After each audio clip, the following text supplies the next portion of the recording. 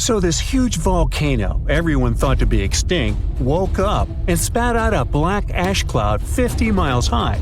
That's about 9 times as tall as Mount Everest. Located in what is now Indonesia, the powerful Krakatoa had caused huge tsunamis that rocked over ships as far away as South Africa. It also changed the temperatures around the world for several years. The volcanic island of Krakatoa in the Sunda Strait was likely born thanks to another major eruption several centuries ago. It hadn't erupted for at least 200 years before 1883. So the first tremors and blasts in May of that year came as a total shock to people living nearby. Then ships sailing through the busy water passage started reporting clouds of ash above the volcano. It went quiet again for a while, but they could still see ash above it. The eruption culminated at the end of August. It was so powerful that it shattered the island into fragments. Witnesses heard the sound produced by it in Australia, around 3,000 miles away. They described the noise as the roar of heavy cannons. Some say it was the loudest sound ever heard. During the next 5 days, the pressure wave from the eruption traveled around the globe 3.5 times and was seen on barographs on different continents. Hot avalanches of ash spread down the volcano as far as 25 miles away at crazy speeds. They ruined the surrounding islands and took 36,000 lives. Tens of thousands more drowned in tsunamis that happened after the volcano had collapsed into the caldera. Over 100 coastal villages on Java and Sumatra were completely wiped out. All this made the waking up of Krakatoa one of the most devastating in the entire recorded history. The Earth's crust is like a giant puzzle, made up of massive pieces known as tectonic plates. These plates are constantly sliding against each other over the mantle, which is the molten layer beneath. Indonesia is right in the middle of the so-called subduction zone. Here, the Indo-Australian plate collides with part of the Asian plate as it moves northward. As the oceanic plate dives down, it gets heated up, and you've got the perfect recipe for a volcanic hotspot. Krakatoa had 3 peaks, each serving as an exit door for a massive magma chamber beneath it. During a previous eruption, debris blocked one of these exits, and the pressure built up beneath. When Krakatoa finally blew its top, the blast split the magma chamber wide open. The eruption led to a so-called volcanic winter. Krakatoa had sent 6 cubic miles of rock, ash, and debris into the atmosphere. They created a thick veil that surrounded the Earth. The particles scattered sunlight, and the troposphere below cooled down. The effect stayed strong for several years. The Northern Hemisphere experienced colder than average temperatures, and in some regions, summer temperatures didn't rise to typical levels. Southern California received a record amount of rainfall in the months following the eruption. The sky became darker in different parts of the world for years afterwards. The sunsets, for many months, turned into a spectacular show of red and orange. One astronomer supposed it was the source of the inspiration for The Scream by Edvard Munch. The painting shows exactly what the sky over Norway looked like after the eruption. It also produced a rare type of halo called Bishop's Ring and a volcanic purple light at night. For several years after Krakatoa had blown up, the moon looked blue and sometimes green. That's because some ash clouds were full of particles large enough to scatter red light, only letting other colors pass. Someone even witnessed lavender sun and night-shining clouds. Krakatoa became the first scientifically well-recorded and studied eruption of a volcano. Between the moments the first clouds of ash were seen by a ship passing by and the disastrous eruption, scientists managed to organize geological expeditions. They studied the volcano and gathered samples of volcanic rocks. It became useful for understanding volcanic activity. Krakatoa was sleeping tight until the 1920s, when some locals noticed a column of steam and debris spewing from the collapsed caldera. Within weeks, the rim of a new cone sprang up above sea level. After a year, it was a small island named Child of Krakatoa. It continues to erupt, but fortunately without serious consequences so far. In April of 1815, Mount Tambora unleashed a massive eruption, wreaking havoc on the Indonesian island of Sumbawa. It destroyed homes and claimed 10,000 lives. Another 80,000 perished because of diseases that spread in the aftermath. The following went in history as the year without a summer. Cold, wet conditions wrapped Europe and North America in an unexpected chill. It became the coldest in at least 250 years. In the summer of that year, the temperatures dropped the most.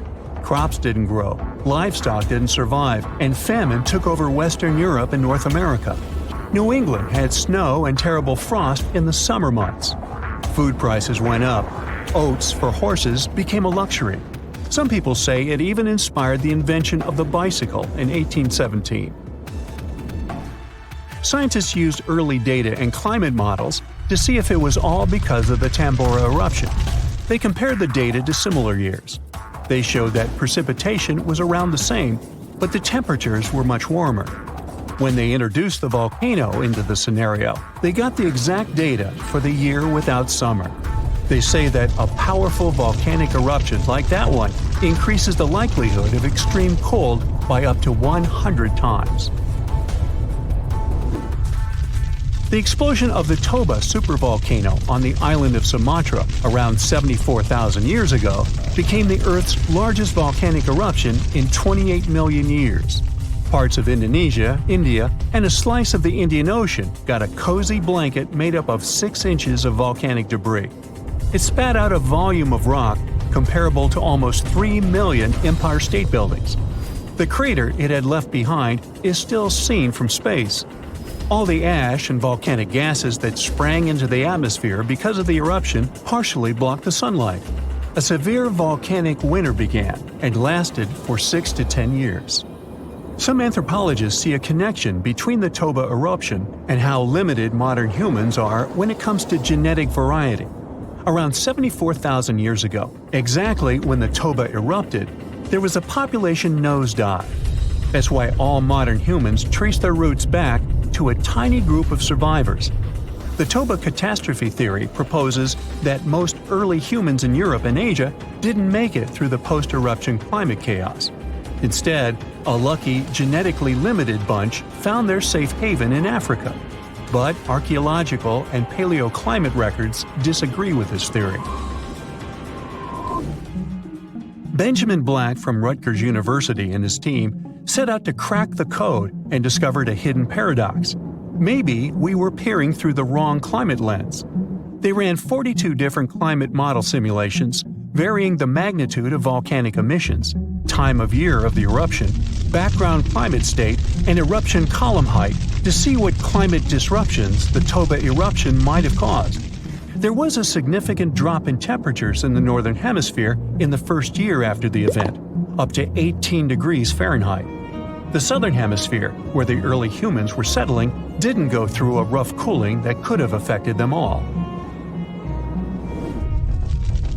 The most significant eruptions that can seriously change the world's climatic patterns come from supervolcanoes like Yellowstone or Mount Toba. Luckily, these erupt very rarely, about every 100,000 years or more. Still, climate scientists study volcanic eruptions to understand and explain short periods of cooling in the history of our planet. Every few decades or so, a volcanic eruption lets out a substantial number of particles and gases. Some of them will block enough sunlight to start a brief global cooling period. Nothing like the real volcanic winter, but still felt across the globe.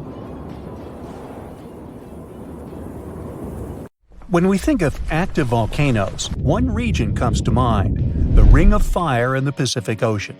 3/4 of Earth's volcanoes sit within this belt. Compare the area to Australia, which doesn't have any volcanic activity. The old continent of Europe is also calm, or at least we like to think so. Can you guess what the most active volcano in Europe is? If you thought of Mount Etna on the island of Sicily in Italy, you were right. The volcano has erupted about 200 times and has been far from sleeping in recent decades. The last time this happened was in August 2023. The highest mountain in the Mediterranean is 500 million years old. But in Iceland, there is a much younger volcano. It sprang into action on the 10th of July 2023. In the afternoon, 3 fissures appeared in the ground on a peninsula in the southwest of the island. This was at a base of a small mountain peak. Its name means Little Ram in the local language. The volcano spewed molten lava high into the air. There were also gas plumes in the area. But the scientific community wasn't surprised by the event. They already knew about the volcanic area that stretches between the cities of Reykjavik and Keflavik. Its name is hard to pronounce. Hey, I want to buy a vowel. It had already erupted during the previous 2 summers. This activity came after 8 centuries of dormancy. In the days leading up to the latest eruption, seismologists, the scientists who study earthquakes, recorded over 12,000 tremors. When the ground opened up in July, the fissures were over 1.5 miles long. The following morning, 2 of them closed. All the lava was now coming out of the last fissure. It grew into an elongated cone, the simplest shape of volcano we are all familiar with. The lava soon filled a large crater. It grew almost 100 feet tall during the first week, and it is still growing. On the night when the eruption started, lava spread out in all directions. Its cinders set ablaze the dry moss in the vicinity. Local authorities closed off the surrounding area. There were toxic gases from the volcanoes and smoke from the burning moss. Firefighters flocked to the area. After a week, they proclaimed the area safe. Visitors soon came to witness the birth of Europe's youngest volcano. This form of tourism is quite developed in Iceland. People come from all over the world to watch active volcanoes. The land of fire and ice is home to more than 130 volcanoes. Some 30 of them are active. Now, I know what you're thinking right now. Is volcano tourism safe? In Iceland, it is. The country's authorities research and constantly monitor all of the hotspots. The island is dotted with several dozen seismic stations. These help researchers accurately predict future eruptions, and emergency services are accustomed to these sorts of events. They can quickly cordon off danger zones. This is what happened in 2010. A volcano in the south of the island, the name of which everyone struggled to pronounce, erupted. It spewed out a plume of steam and ash that was 7 miles high. This wasn't a fun time to be an air traveler. Winds carried the enormous plume southeast toward northern Europe. Many countries closed their airspace for several days for safety reasons. The volcano erupted in March, but the Earth was shaking from January the same year, so seismologists knew that an eruption was approaching. When it comes to the continent's youngest volcano, the tourist infrastructure is already there. Visitors can leave their cars at a designated parking lot. Then they go on a 5-hour-long trek. This leads to a viewing deck. Tourists are so close to the epicenter that they can feel the heat haze from the crater. The sight is the most impressive at nighttime. Safety is never a concern. Scientists regularly chart out hazard maps that outline the borders of lava fields. This way, visitors who stick by the rules are never in harm's way. More than a week after the eruption started, a section of the crater collapsed. Lava flowed downhill west of the volcano. This majestic smoldering hot river is slow-moving lava. Scientists categorize it as an AA type. The term is Hawaiian. It describes basaltic lava that has a rough and brittle surface. The flow is composed of broken lava blocks that are called clinkers. They fall off as the substance flows. This reveals red-hot areas. The cooler sections of lava are gray and black in color. When it moves forward, it produces a distinctive sound like shattering glass. Nearly a month after the eruption of the new volcano, we got aerial footage of an interesting phenomenon. A tornado formed directly over the lava flow. This occurs due to the high temperatures in the area. When the conditions are right, a column of heated air can easily turn into a mini tornado. Scientists observed a similar event happen during the 2018 eruption of Mount Kilauea in Hawaii. The lava fields of Europe's second-largest island tell the story of the creation of Iceland. It sits above the place where the North American and Eurasian plates meet each other. Tectonic plates are huge, rocky chunks of Earth's most outer layer. There are roughly 20 of them. They rest on a partially molten layer of rock. All the lava we see on the surface starts its journey here. You could say that these plates float on molten rock. Their boundaries are unstable, so when two plates grind past each other, they release tremendous amounts of energy. The formation of volcanoes is one result. These are places where the molten rock travels upward to the surface. Iceland began to form some 60 million years ago. The tectonic plates under the ocean drifted apart. Enough lava piled up on the surface to create solid ground. This ancient rock is under the waves today. As new lava reaches the surface and cools down, it pushes the old rock away from the center of the island. That's why the oldest parts of Iceland aren't 60 but only 16 million years old. The country's active lava fields are young in geological terms. Some of them are under 1,000 years old. Scientists consider the island a hot spot for volcanoes, pun intended. Nearly a third of the basaltic lava that reaches the Earth's surface in recorded history came from Icelandic eruptions. Fissure swarms, like the ones before the 2023 eruption, cover 30% of the Nordic country. For this reason, only a quarter of the island is inhabited. Norse Vikings were the first people to settle in Iceland at the beginning of the 10th century. Nature threw them a loud welcoming party. Just a few years after their arrival, they witnessed one of the greatest volcanic eruptions in history. Vikings came from a region without volcanoes, so they had no clue as to what was going on. Today, Icelanders are used to such events. This is good because their homeland is entering a new era of volcanic activity. Volcanologists suspect that recent events are an introduction to decades of more frequent eruptions. The peninsula that is home to Earth's youngest volcano is just 17 miles southwest of Iceland's capital city. It's been dormant for a long time. Present-day eruptions there are a reminder that the natural processes that created Iceland are still ongoing. Recently, scientists discovered that there's a historical link between volcanic eruptions in the north of Europe and glaciers. Our planet went through at least 5 major ice ages. These were exceptionally lengthy periods when the average temperature on Earth dropped. The result was the expansion of ice sheets across northern Europe and North America. The last ice age ended some 10,000 years ago. Researchers are still trying to fully understand how these glacial periods affected volcanic activity.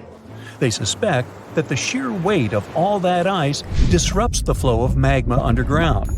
When glaciers retreat, the pressure is lifted. This makes it easier for lava to flow upward to the surface where it bursts.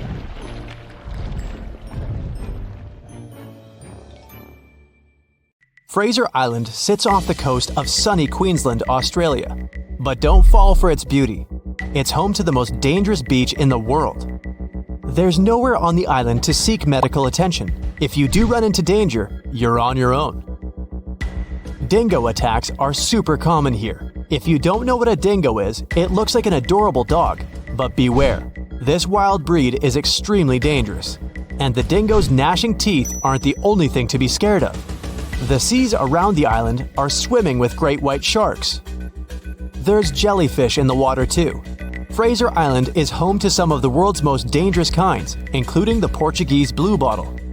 One sting from its venomous tentacle is enough to take down an adult human. Even if you manage to avoid the creatures on the island, the sea itself is perilous. The waters are incredibly rough and have powerful riptides. These are strong currents that will pull you away from the shore. And remember, there are no lifeguards to come to your rescue if you get in trouble. Even the sand is dangerous. Car rollovers in the thick dunes happen all the time. It's definitely best to swap your car for a dune buggy. Travelers also often drive down the dunes straight into the lakes below. But the lakes are incredibly shallow, which is not very safe. Fraser Island is also known for its beautiful lookout points, but you'll need to watch your step. You might feel on top of the world, but stay well away from the edges as jagged rocks and crashing waves line the shore below. There's an island in Brazil known as Snake Island, which is equally dangerous. I wonder what the hazard could be here. It's home to thousands of golden lancehead vipers, which are one of the most venomous snakes on the planet. They grow to over 20 inches long. and their fast-acting venom melts the flesh from around their bites. There are around 4,000 snakes on the tiny 106-acre isle. Snake Island has become so dangerous that the Brazilian authorities had to ban everyone from going there. For years, the only human inhabitants to brave the island were a lighthouse keeper and his family. But local legend says that one night a group of snakes crawled in through a window to attack, and the family was never seen again. Known as the Gas Mask Town, the island of Miyakijima is not one to visit in a hurry. It's home to a fiery, active volcano that has erupted several times over the past few years. There were several massive eruptions leading to the spread of a highly poisonous gas across the island. Residents are now required to carry gas masks at all times, and a terrifying alarm blares across the island whenever the poison levels get too high. The island is also in the middle of the Devil's Sea. Ships mysteriously vanish in the area, and experts have no idea why. The North Sentinel Island is home to a remote and unwelcoming tribe. They lived alone on the island without any modern technology or contact with the outside world for over 60,000 years. And that's just the way they like it. They've been known to fire arrows at anyone who attempts to enter the island. There are many stories of people visiting the island, and they are never seen again. It's not ghoulish ghosts or slithering snakes that you have to worry about on the Caribbean island of Saba. It's hurricanes. The tiny island has been hit by more severe hurricanes than anywhere in the world over the last 150 years. There have even been 7 tropical cyclones, which is an intense circular storm. The winds in these storms can reach 254 kilometers an hour. Try standing up in that. You'll also struggle to find a pilot who'll even land on the island. It's incredibly dangerous not because of the winds, but because it's home to the shortest runway in the world. It's only 440 yards long. 2 huge rocky ridges surround the runway, so there's no room for mistakes. The Kilauea beaches of Hawaii used to be one of the most dangerous in the world. The Kilauea volcano has been almost consistently erupting for the past 35 years, spewing red-hot lava into the surrounding waters. The water temperatures have even passed boiling point as a result of the lava. Happily, it's no longer active. While the island of Bikini Atoll might sound like the perfect summer vacation destination, it's most certainly not. The problem is that this place has dangerously high radiation levels, and the locals had to leave it. Although the island was declared safe in the 90s, its original inhabitants have refused to return. The lack of fishing in the area has also led to a massive increase in sharks who swim the waters in search of their next meal. Strangely, the corals and reefs are thriving. From the distance, Ramri Island looks idyllic. White sand, swaying palms. But beware. They say thousands of hungry saltwater crocodiles used to lurk there, ready to strike at any time. The exact number of those animals was unknown, and some scientists claim that there are quite a few of them right now. I'd stay well clear of the island though. I don't really feel like becoming crocodile food. Skeleton Coast in Namibia is appropriately named as the harsh landscape and lack of water make life almost impossible. Whale carcasses, turtle shells, and elephant rib cages litter the shore. If that isn't bad enough, lions and hyenas patrol the beach in search of their next meal. The surrounding waters are just as dangerous, as they are home to 11 different species of shark. Many sailors have become lost on this coast and have never been seen again. Cape Tribulation in Australia also lives up to its name as it is packed, full of dangers. Swimmers have to wear special stinger suits because the water is teeming with stinging jellyfish. Saltwater crocodiles also hide in the water, but they don't make a suit to keep you safe from those. It's not just the jellyfish that sting. The area is covered in stinging trees. The trees have jagged leaves that give the crocs' teeth a run for their money. On land, there's angry cassowary birds. There are flightless birds that are the same size as an ostrich. They have sharp talons that can easily slice through skin. The Uteklev Beach in Norway is one of the best places to see the northern lights, but you'll be lucky if you survive more than one night there. The seas surrounding the island can reach 46 degrees Fahrenheit, and that's just in the summer. It probably feels like swimming in ice cream. For years, Gansby Beach has remained a habitat for the most dangerous creatures on the planet. Sharks are particular fans of its waters, and the coastal stretch is known as the Great White Shark Capital. The sharks are attracted to the 60,000 sea lions that flock to the beach every year. Not just shark food, wild sea lions can be unpredictable and aggressive towards humans. Comoro Islands are the worst vacation destination for those who don't really like mosquitoes. The place is swarming with the little guys. Locals say all the water on the island must be contaminated because of them. So they like to sterilize water before drinking, making ice, and even brushing their teeth. If you're really into coconuts, there's one place you should probably go to grab some. I'm talking Danger Island. Yep, it's the real name of one of the islands in the Chagos archipelago. It shouldn't scare you off though. The major problem it has is parking. I mean, safe anchorage for those who come there. Finally, while it may sound dreamy, you're probably going to want to avoid the beaches of the Amazon. Sharp-toothed red-bellied piranhas, anacondas, and electric eels are just some of the beach's regular residents. It has one of the widest varieties of animal species on the planet, including the Amazonian giant centipede, which has a poisonous bite. It's not just the animals of the Amazon that you have to watch out for. Strychnos and curare are the two Amazonian plants that are super poisonous.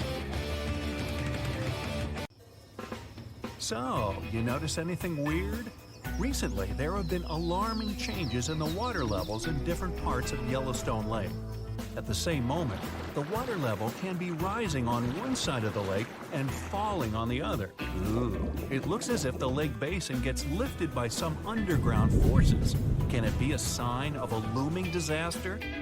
Geysers, mud ponds, and hot springs turn Yellowstone National Park into some extraterrestrial world. And all these wonders are fueled by a mighty supervolcano.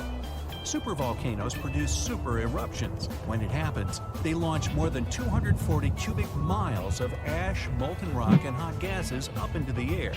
To make it easier to imagine, 4 super eruptions could fill the Grand Canyon to the brim. The Yellowstone giant was thought to be responsible for at least 3 enormous eruptions and countless smaller ones. In that region, the volcanic deposits are scattered over tens of thousands of miles. Scientists believe they had been created by many weak eruptions. But after doing more research, experts found out these deposits had been left by 2 previously unknown super eruptions. Those probably took place about 9 and 8.7 million years ago. This discovery means that the area around the Yellowstone volcano used to face a super eruption every 500,000 years.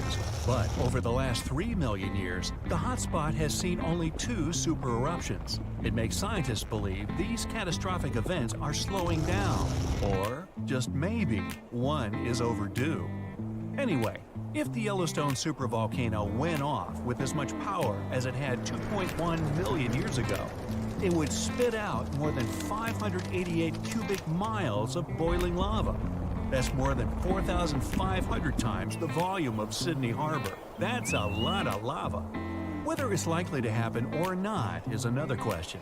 There's no doubt that something is going on with the volcano.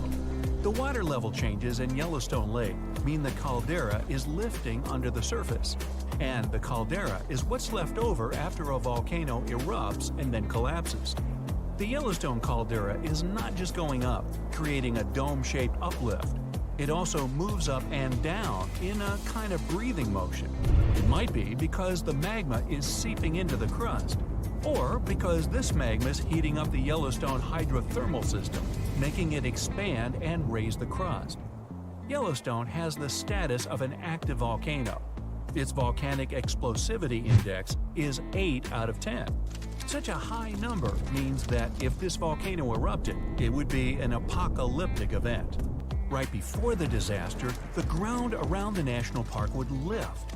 Geothermal pools and geysers would heat up to boiling temperatures and get more acidic than usual.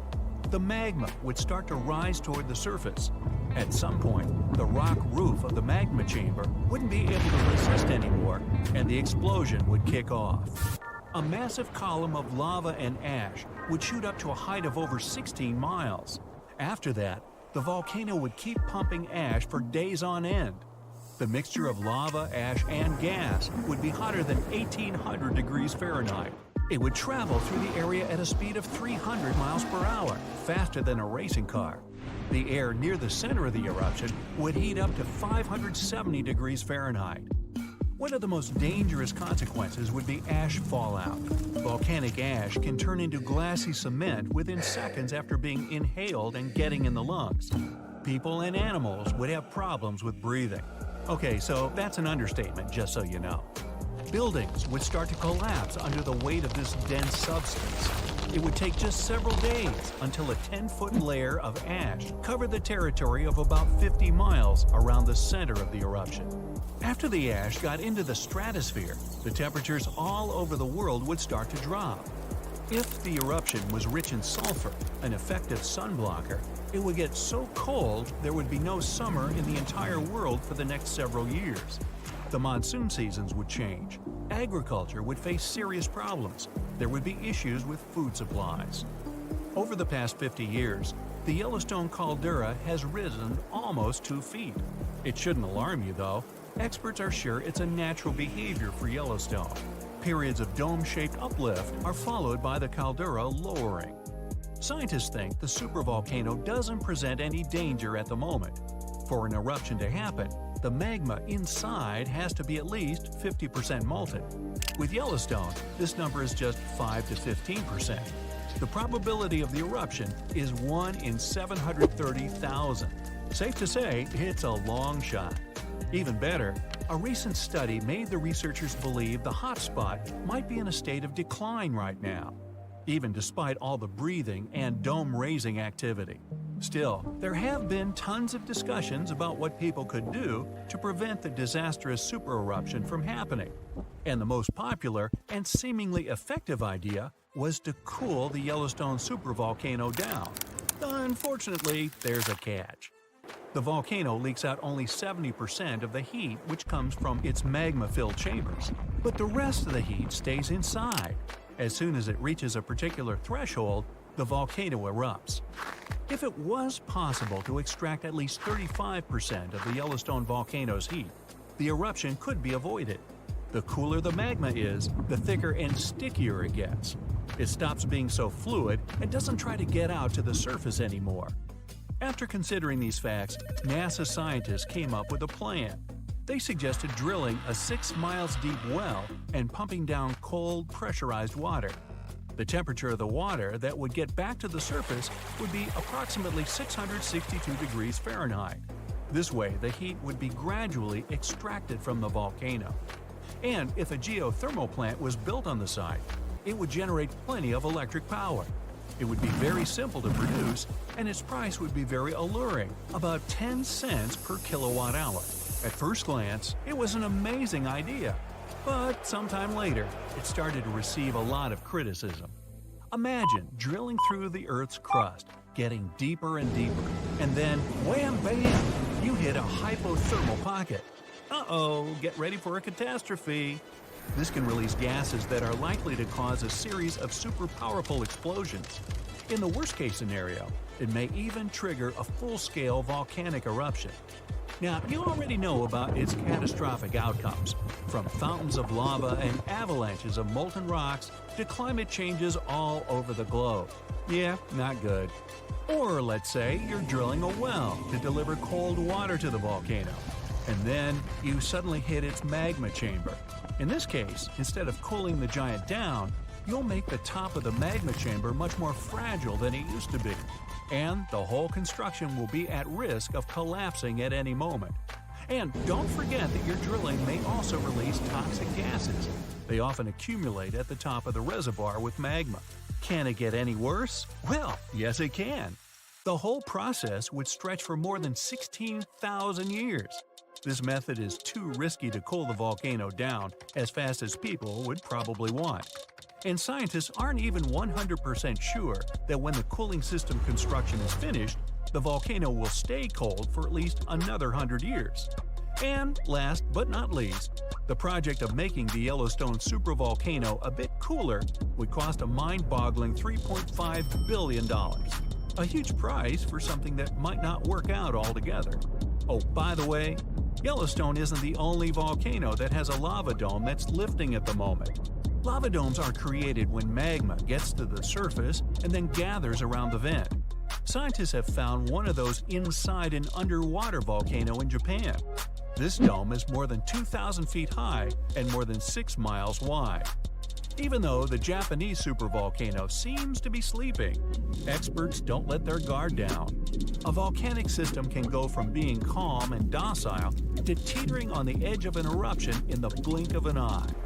Another massive dome is growing in the central Andes, on top of the planet's largest active magma store. The Altiplano Puna Plateau, well, there's a tongue twister, and where the dome was found, is the second highest plateau in the world, and the dome itself is more than half a mile tall. You might wonder how come experts have known nothing about this enormous uplift until recently. The answer is simple. It was hidden within the plateau. It's an arid region littered with volcanoes, and it stretches for thousands of miles. Yep, another case of hiding in plain sight. Huaychan Volcano in Indonesia is not your ordinary lava-belching mountain. Instead of producing black smoke and red lava, as most volcanoes do, this eccentric guy lets out a blue flame and electric blue lava. This phenomenon occurs because the volcano contains some of the highest levels of sulfur in the world, and when the sulfuric gases interact with scorching air and get lit by the molten lava, they start to turn blue. Unfortunately, you can see this mesmerizing sight only at night, but you can smell it all day long. By the way, the world's largest acid lake is also located inside this crater. The Dead Sea has a high concentration of salt and minerals compared to other seas, even though it's technically a lake. Swimming is almost impossible, but people go there for the natural chemicals for the body. Floating on the surface is a great way to relax. This ancient body of water got its name because no macroscopic organisms can live there since it's 9.6 times saltier than oceans. Only a few bacteria and fungi can be found enjoying the salt. It's also Earth's lowest elevation on land at 1,400 feet below sea level. An underground crystal cave exists in Mexico, and it looks like some interstellar world. It's roughly 1,000 feet beneath the surface, with each spike measuring up to 35 feet in length and weighing up to 55 tons. These are some of the largest crystals in the world. Luscantire Beach is an endless strand of white sand dunes and azure water. But don't let the tropical vibes fool you. It's located in Scotland. That's why it mostly looks like this during May and June only. In December, the place gets only an average of 1 hour of sunshine per day, making it way more dramatic and monochrome. The Georgia Guidestones is a collection of giant stones in a star pattern. It has inscriptions in 8 languages, including Hindi, Chinese, and Swahili. It also has an astronomical calendar finished in 1980 and was built to last centuries. No one knows who built it or why. All the way over in sunny California is Sequoia National Park, home to the giant forest. It's been around for thousands of years. More than 8,000 of these colossal trees rule the land, including 10 of the largest living plants in the world. The General Sherman sequoia is estimated to be up to 2,700 years old and is recognized as the world's largest known living tree by volume. The famous stone heads of Easter Island have been around for hundreds of years. No one knows exactly why they were built. Some scientists think that local people believe the statues would make the soil more fertile. Soil analysis proved the heads did their job well. It's the best agricultural spot on the island. The chemical composition of the ancient hot springs in Pamukkale, Turkey, makes the water pouring over the edge look magical. They're not only good for cleansing your body, but the mind too. All the way in Saudi Arabia is a rock sliced perfectly in the middle with 2 pieces sitting parallel. What makes Al Nasla so unique is that it wasn't artificially done, but is a result of nature's work over the years.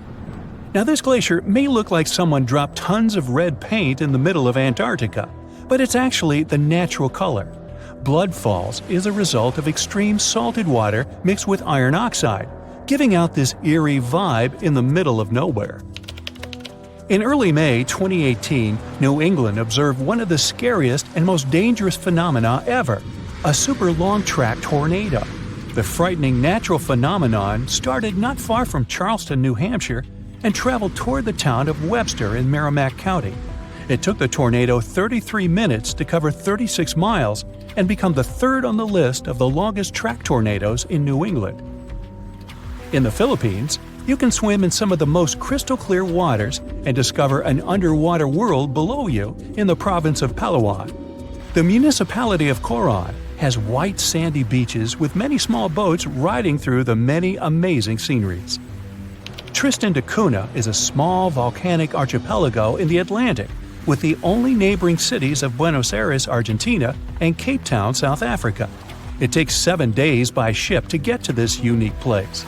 If you want to escape from the rest of the world, staying with the 280 locals will make you feel like you're away from everything. During the first week of January 2018, unusually cold weather in the northeast United States froze the Atlantic Ocean in North Falmouth, Massachusetts. What's more, the ocean was frozen so thoroughly that people were walking on the waves. Now, that's obviously something you don't see every day. Red sand is what makes this beach unique and why tourists flock to Tianjin, China. A red-colored plant called a Sueda salsa dwells in the saltwater. The whole beach is covered in red, with only the top layer of the sea visible. If there ever was a thing that said, "I defy gravity" out loud, it's the stone of Damasco in Argentina. The huge 300-ton boulder stands precariously on the edge of a cliff and rocks a little bit from side to side in the wind. People even checked it by putting glass bottles under one of its edges. They exploded with another movement of the rock. Unfortunately today, you can't see this wonder of nature as it was a century ago. In 1912, the boulder suddenly dropped from its perch, which it had occupied for literally hundreds of years. The people of the nearby town of Tandil were so sad about this event that 95 years later, in 2007, they decided to restore the stone. They made a plastic replica of the rock and put it on the same spot and even in the same position. So, even today, coming by Tandil, you can see its famous balancing boulder. More of a symbol now, of course, because it's no longer rocking and only weighs 9 tons, but instantly recognizable nonetheless. Socotra is an alien-like island off the coast of Yemen in the Indian Ocean, with one of the most unique trees ever seen. It's called the dragon tree, and it can only be found on this amazing island. In 2008, it was labeled as a World Heritage Site. If you ever see a tight burning column of air, don't panic, it's not the end of the world. The creepy combination of whirlwind sounds and scorching inferno means that you have crossed paths with a fire tornado, also known as fire twister or fire whirl. This dangerous phenomenon occurs mostly during wildfires. These fires create a big area of super hot air just above the ground. When this scorching air gets mixed with the cooler air higher up, it results in a whirlwind that churns up burning debris and flames. The most powerful firenadoes can stretch hundreds of feet into the air. The House of Mystery in Gold Hill, Oregon, amazes its visitors with gravity-defying effects. You can't stand straight there, always leaning to the side and having to hold on to something for balance. Balls roll upwards. There's also a broom that stands perfectly still wherever you put it, unlike virtually everything else in the shack. The local Native American tribes called this place the Forbidden Ground, even before the house was built there, and they avoid approaching it. The owners of the shack, though, decided to turn it into an attraction, and they succeeded. They created an atmosphere of mystery around the place, and spread the news about it in newspapers and later on the internet, and voila! A perfect anomaly is made. In fact, it's no more than a curiosity. A human-made optical illusion that tricks your eyes and other senses. Now, if you travel to the Philippines, Indonesia, or Papua New Guinea, you'll have a chance to see some of the most unusual and cheerful trees in the world. The trunk of the rainbow eucalyptus looks as if it had been painted orange, green, red, purple, yellow, brown, blue, hey, you name it. Some trees are so bright that they seem artificial. The rainbow eucalyptus regularly sheds strips of bark, which reveals a bright green layer underneath. A bit later, this green layer gradually changes its color, and since the shedding happens at a different time in different places on the trunk, the tree starts to look multicolored and very attractive. Yemen is home to the oldest skyscrapers in the world and the oldest metropolis. The ancient city of Shabam is considered to be the Manhattan of the desert, due to the collection of mud buildings popping out of the desert floor. It used to be a caravan stop during ancient times. Urbania sounds like a made-up city from a fairy tale, but it's not. It's real and located in central Italy. The town's name isn't the only strange thing about it. Every year, the local newspaper and television publish a strange weather forecast. It's based on onion wedges. Yes, you've heard it correctly. Italians from this region eagerly look forward to a forecast based on a vegetable. The tradition dates back to the Middle Ages. It's kept alive by the local school teacher. Every January 24th, she cuts a yellow onion into quarters. Then, she divides them into wedges, 12 of them for each month of the year. They lie neatly on her kitchen cutting board, facing east. The following morning, the onion is ready for interpretation. Because she sprinkled them with salt, the wedges change their texture. The woman uses these clues to forecast the weather for that year. She's been doing this for 3 decades. And before her, her father did it. Before him, her grandfather. You get the gist. Onion reading has become a family tradition. Historical records show that this practice has been going on in Urbania for centuries. Back in the day, farmers used this method of forecasting the weather to help agriculture. It was important to know exactly when to plant seeds and when to harvest crops. The method must have been accurate because up until the beginning of the 20th century, locals still trusted onions more than the official weather forecast. This isn't surprising. The first weather forecast based on scientific data was published in a British newspaper in 1861. Before this time, people did all sorts of things to predict the weather. The methods they used might seem pretty funny to us today. Take the woolly bear caterpillar as an example. This species lives in the United States and southern Canada. The legend goes that you can determine how harsh the next winter will be just by looking at the animal's color pattern. If the color brown is dominant, then the winter will be mild. That's an odd way to predict the weather, but believe it or not, it does have some grounding in science. You know who entomologists are?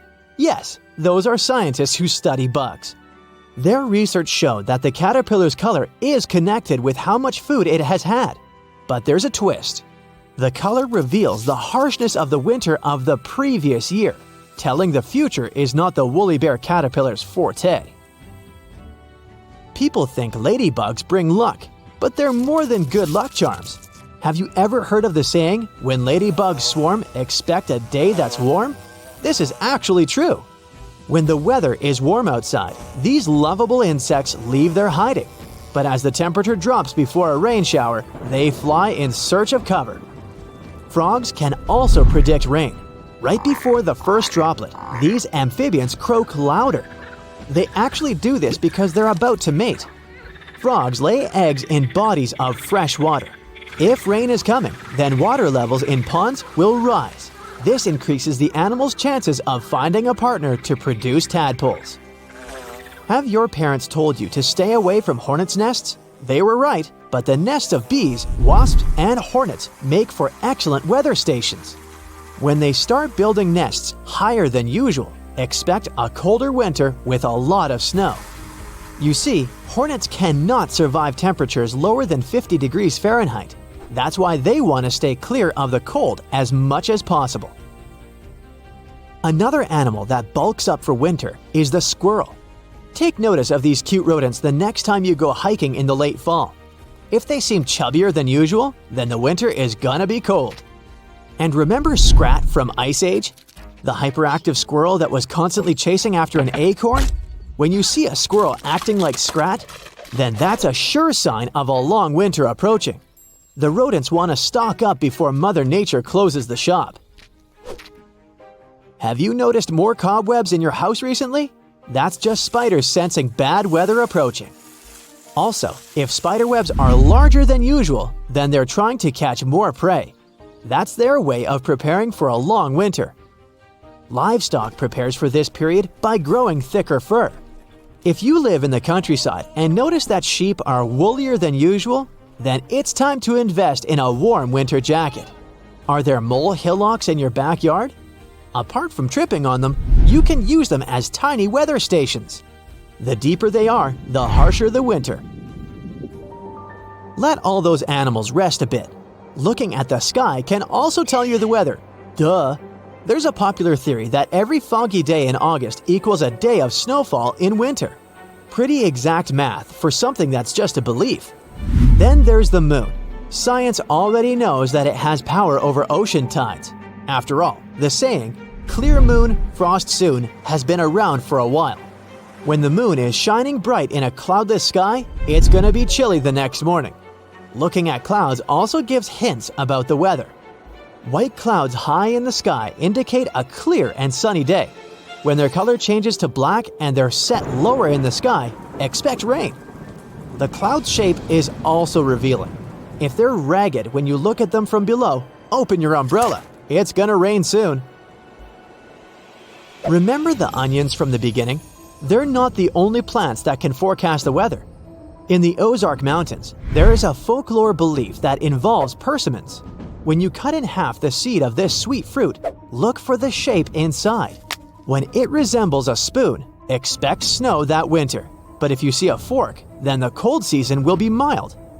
A knife shape and the weather will be windy and icy. This strange prediction based on cutlery has some logic behind it. American persimmons ripen in September and October. It shouldn't be surprising that people use this fruit to inquire about the winter ahead. The United States is the world's second largest producer of apples. That makes it easy to test another theory. If apple trees produce more fruit than usual, then the upcoming winter will be harsh. There are two explanations why this might be true. The first is that apple trees produce more food for the animals. The second is that they want to maximize the number of seeds, just in case the plants don't get through the cold spell. Walnut trees use a similar tactic. People figured out that walnuts have a thicker outside shell in preparation for a winter colder than usual. The same goes for hickory trees and oaks. Pine cones are more than a table decoration. The phrase, "open pine, the weather's fine," says it all. Pine cones open their scales during warm and dry weather. They want to spread their seeds as far as possible. But when the weather takes a turn for the worst, they close them.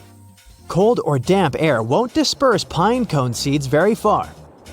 Today, no one goes into the forest to see how plump squirrels are, nor do they take out a ruler to measure pine cones. All the info about the weather we need is inside our smartphones and on the internet. In the 1950s, computers took over weather forecasting, and they've been doing it ever since. But inaccurate weather predictions still happen. Long-term weather forecasts are especially challenging. That's because there are so many factors at play. Wind, humidity, temperature, air pressure, and clouds are just the tip of the meteorological iceberg. Although it's just a tradition, Italian onion reading might not be so ridiculous after all. At least the nice lady uses the onions to make soup after everything is said and done. Day 1. A small but powerful tremor is shaking the city of Naples, Italy. The news networks are reporting on the event. The experts believe that Mount Vesuvius, the stratovolcano on the Gulf of Naples, will explode soon. But when? It's erupted many times in the past. In fact, that's how it got its shape. It's made of multiple layers of hardened lava, pumice, and ash. Vesuvius last erupted in 1944, but a major blast happened there nearly 2,000 years ago. It buried the Roman towns of Pompeii and Herculaneum and decimated the surrounding areas. Today, 3 million people live less than 20 miles from the volcano, and 600,000 live in the danger zone. Large eruptions happen every few thousand years, usually after long periods of calm. And the trouble is, Vesuvius is long overdue for its next one. This time, though, the volcano is being watched by the Vesuvius Observatory. It has seismic stations, special GPS arrays, and satellite-based radar to help it measure ground movement. They also have special equipment to test the chemicals found in the gases coming from the volcano. All of this helps the experts work out whether it's about to go off. But will it? Right now, the magma is more than 6 miles from the surface. Things seemed safe yesterday, but now they're about to take a turn for the worse. Day 3. Another tremor comes in measuring 3 on the Richter scale. All the equipment that's installed near the volcano is now going off. The magma is pushing upwards. It's not at the surface yet, but Vesuvius is definitely restless. 2 more tremors follow in the afternoon. They don't feel like regular earthquakes, and geologists can see the difference in their seismographs. Volcanic quakes register about 4 to 5 less on the Richter scale. Now, the experts are sure it's just a matter of days or weeks until the volcano erupts. Some volcanoes can be restless for months or even years before they go off. But that's not how it goes with Vesuvius. Day 4. The ground starts to crack open, as if a giant creature is trapped in the Earth's crust and is trying to desperately get out for some air. Steam escapes from the little cracks in the soil. Certain areas are hotter than others. If you went there, it would feel like you walked straight into an oven, and it would be hard to breathe. Some sheep got too close to the mountain and passed out. When the farmer found them, he almost collapsed too, not from the heat, but from the gases. Carbon dioxide and hydrogen sulfide are being released into the air. The entire area around the volcano smells like rotten eggs, and many of the forest animals are now staying clear. The nearby trees have been absorbing these gases from the soil for days on end now, and they're starting to turn brown. The carbon dioxide levels in the area are skyrocketing, and all the detectors are beeping constantly. Day 6. The tremors are getting more frequent. Experts at the Vesuvius Observatory monitoring the volcano say the quakes are coming from the magma that's being pushed upwards. A few hours later, the national emergency alert goes out. Thousands of local people have around 15 days before the volcano erupts, and they need to evacuate their homes. The 600,000 people in the danger zone start to pack their suitcases and leave in cars and trucks. There's chaos everywhere. But in all that disorder, some people are standing still. They look around, trying to understand what's really going on. A few of them are taking photos of their homes. Others are streaming all the confusion on social media. But the senior citizens are just standing outside, looking at their houses one last time. They hope this is all just a false alarm. It's happened before, but who really knows? Day 7. It was a sleepless night. Plenty of the locals have already left. Some good people from other towns drive to the area to help the residents evacuate faster. There's a massive traffic jam, but everyone expected it. This is why the evacuation started early. Ferries, trains, and buses have canceled their services to help the evacuees. They're all working on a tight schedule to make sure everyone gets out safe without any delays. Some people refuse to leave, but their neighbors eventually convince them to go. It will take 7 days to evacuate everyone, and these people will spread out to other areas of the country, not just to the nearby safe regions. Day 10. More than half of the residents have now left the red zone. After the chaos, there's now silence, and it's interrupted by the eerie sounds of the tremors. Animals are being evacuated too. Many people are now trying to save as many animals from the forest as they can find. Day 16. All 25 of the towns that were at risk have now been evacuated. The red zone is empty. But the tremors are getting stronger, as the volcano is a pressure cooker ready to explode. White smoke rises from the large opening on the mountaintop and the vents on the side. The molten rock moves toward the surface, and the pressurized gases form bubbles, just like the ones you see when you boil food. Suddenly, there are some loud booms, and then an explosion. It's loud enough to be heard thousands of miles away, and the shockwave is felt throughout Italy. Volcanic rock is thrown up into the air. A thick black mushroom cloud forms and expands into the sky. The birds abandon their nests and fly away in huge flocks. The red-hot lava is now spewing out of the volcano like a fountain. As it flows downward, it obliterates everything in its path. Then there's a volcanic landslide. Part of the cone-shaped mountain falls off, and millions of tons of soil and rock break loose from the volcano's side and tumble down. The lava spreads on the slopes, and it slowly slides down into the forest and the farmlands. The plume of ash, pumice, and other kinds of rock has risen so high into the sky that people can see it from Rome. Then the tower of debris starts falling back to Earth. First comes the ash, then chunks of rock. The ash in the atmosphere is so dense that it's hard to breathe. The lava slowly spreads across the area and pulls down all the trees. All the nearby towns are shrouded in darkness and smoke. Buildings collapse, and all around there's a mixture of heated, poisonous gas and rock moving faster than a car. Other rocks and more volcanic ash fall miles away from the volcano, hitting cars and destroying roofs. The sky is completely black as the lava keeps on coming. Slowly, all the nearby towns are submerged beneath the molten rock.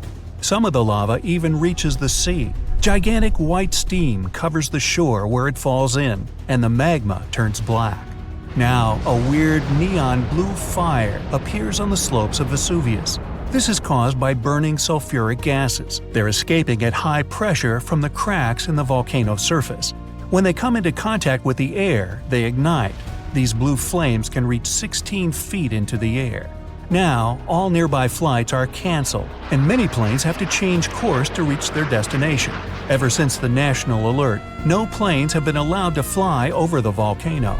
The clouds of volcanic ash can damage jet engines and other plane components. The water supply is now contaminated by streams of volcanic ash, and it smells unbelievably bad. In just a short amount of time, all that magma has made entire towns vanish. Only the roofs of taller buildings can be seen. After the big and explosive eruption, there are some smaller and quieter ones. At this stage, nobody knows if the volcano has stopped erupting yet, and absolutely no one can go anywhere near the area. 10 years later. Most parts of the red zone are now hidden under hardened but still warm lava, including the ancient site of Pompeii. Some people have started to forget about what happened. Others have begun their new lives elsewhere, and some don't even want to think about what happened to their old homes. But several of them are counting the days until they can go back. 100 years later. You're walking in what appears to be a wasteland of volcanic ash. You suddenly realize that you're standing on top of your great-grandparents' town. Everything is now submerged under a thick carpet of solidified lava. But below it all, just about everything is still intact, completely frozen in time. An underwater earthquake opens a huge gap in the ocean floor. A large volume of water moves to fill the crack. At the same time, waves start to spread out from that point. They're just a foot high at first, but the closer they get to shore, the larger they become. When the waves reach shallow waters, they start to slow down.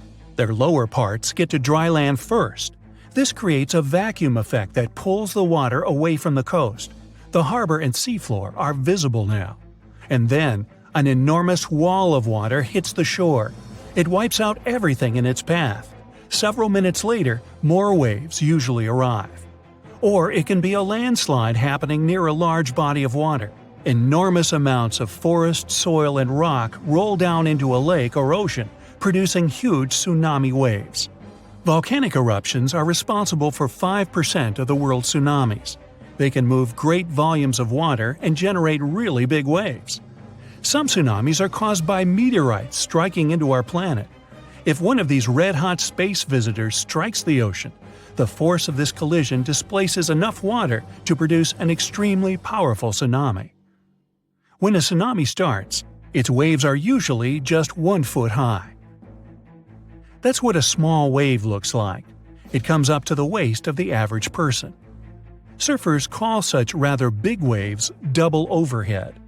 The largest earthquake ever recorded happened near the coast of southern Chile. It triggered a tsunami that reached Hawaii, Japan, and the Philippines. The tsunami's largest wave was as tall as a 5-story building. The largest wave ever surfed was half as tall as the Arc de Triomphe in Paris. Garrett McNamara set this record in 2011 in Nazaré, Portugal. In 1995, scientists proved the existence of rogue waves, sudden unexpected swells. On that day, they saw an 84-foot wave. It was taller than the world's largest passenger plane Airbus A380. The giant was surrounded by smaller 20-foot waves. Tohoku tsunami waves in 2011 were generated by the strongest earthquake in Japan's recorded history. The highest wave was almost half as tall as the Brooklyn Bridge. Krakatoa's volcanic eruption in 1883 produced the loudest sound ever heard on the surface of the planet.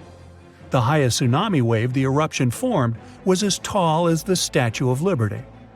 April Fool's Day tsunami in 1946 was triggered by a powerful earthquake near Alaska. The tsunami's highest wave was a bit taller than the Colosseum in Rome. The Boxing Day tsunami started in the Indian Ocean in 2004. It was caused by a powerful undersea earthquake.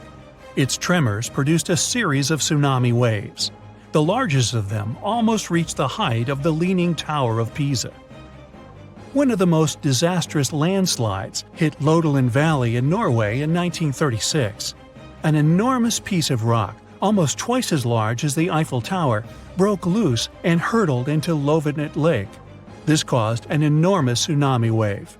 It was almost as tall as the Taj Mahal in India. 2017 Greenland megatsunami was triggered by a massive landslide at one of the fjords. The waves that flooded the shore reached the height of Big Ben. A powerful volcanic eruption caused a landslide from a 4,000-year-old lava dome. This set off Unzen Volcano megatsunami. The largest wave was half as tall as the Space Needle in Seattle. Fogo megatsunami happened 73,000 years ago, when a part of the Fogo volcano collapsed into the sea. The megatsunami's largest wave was as tall as the Washington Monument. When the upper 1,500 feet of Mount St. Helens exploded, it caused a massive landslide. A part of this avalanche plunged down into Spirit Lake. This caused a wave that was more than half the height of the Eiffel Tower. The Vejont Dam megatsunami happened when a landslide dragged 9 billion cubic feet of forest, soil, and rock into the lake. A colossal wave overtopped the edge of the dam, taking out everything in its path. Its height was greater than that of the Golden Gate Bridge. A landslide in Lituya Bay in Alaska formed a megawave, one of the largest ever recorded. The megatsunami surged over the headland, washing away trees, plants, and soil down to bedrock. The wave reached more than half the height of the Burj Khalifa, the tallest construction in the world. A third of the East Molokai volcano in Hawaii caved in and collapsed into the Pacific Ocean. This created a tsunami the size of the second tallest building in the world, Shanghai Tower.